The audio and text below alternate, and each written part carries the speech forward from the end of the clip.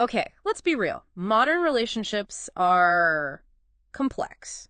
And social media, sometimes it feels like it's stirring the pot, doesn't Oh, it? absolutely. It's like this whole other layer we have to navigate now. Exactly. So today we're jumping into something pretty specific, something that probably resonates with a lot of people.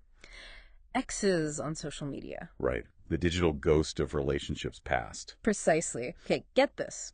If you're married, is still following an ex on social media shady? Or is it, totally harmless these days? The big one. Yeah, that causes some arguments. And we've got the main points from their discussion, even some direct quotes. Yeah, some real zingers in there. So our mission is basically to unpack these different views Figure out what's behind the shady label versus the harmless one. and hopefully help make sense of this whole digital dilemma in marriage. Shady or harmless? Let's dig in. Let's do it. Hmm. So the core question from DuelVice was exactly that you say I do. Does that mean you have to unfollow the ex? Or can you just coexist online? It sounds simple, but wow, people have strong feelings. Definitely. And DuelVice presented two really clear opposing viewpoints. They labeled them sassy and logical. Okay, let's start with Sassy. Their take seems pretty straightforward. Very. Sassy's argument is all about respecting the marriage, period. So if you're married, following an ex is just disrespectful. That's the gist. They believe you need to close that old chapter completely. And that includes your social media feed. Okay, do we have specifics? We do. Here's a direct quote from Sassy. Listen, if you've said I do, then unfollow that boo. Uh-huh, okay. Punchy. Right. And they continue. Why are you still following your ex? What are you hoping to see their glow up? Ooh, a bit pointed there. So it implies there's still some kind of interest or comparison. Exactly. And another quote really drives it home. If you respect your marriage, you close that chapter completely, including your feed. Wow. So it's like a digital boundary that absolutely must be drawn. No ambiguity allowed. Yeah, it's about demonstrating commitment through action. Unfollowing is, for Sassy, a clear signal that the past is the past, and you're fully focused on the present marriage. It makes sense from that perspective. Like, why leave any room for doubt or temptation, even if it's just scrolling past photos? It taps into that idea of, making the marriage the absolute priority, visually and digitally cutting ties with former romantic partners. Okay, so that's the unfollow immediately camp. But then DuelVice brings in logical. Right, the counterpoint. Yeah. And logical has a very different approach. Their argument is more about what? Trust. Exactly. Trust is central. Logical suggests that keeping those social media connections doesn't automatically mean someone's disrespecting their marriage or holding on to feelings. Let's hear their side. Any quotes? Yep. Logical said, oh, come on. Just because someone's married doesn't mean they need to wipe their past. It's Instagram, not a shrine. Okay, much more casual take. Definitely. And they add, people can coexist peacefully. It's framing social media as, well, less significant emotionally, perhaps. Or just a reflection of a complex life history, not necessarily current feelings. Precisely. And logical actually turns the respect argument around. Listen to this. Or maybe respecting your marriage means trusting your partner and not micromanaging who they follow. Ah, okay. Interesting flip. Yeah, and they finish with, insecurity isn't a love language.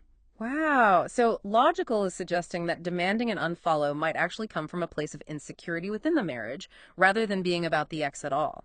That seems to be the implication. It reframes respect as trusting your partner's judgment and commitment, Right. rather than needing them to, digitally erase their past. So it's more about individual autonomy within the relationship. Like, trusting your partner can handle seeing an ex's post without it meaning anything. I think so. It asks that question. Where's the line between setting healthy boundaries and trying to control your partner's digital world?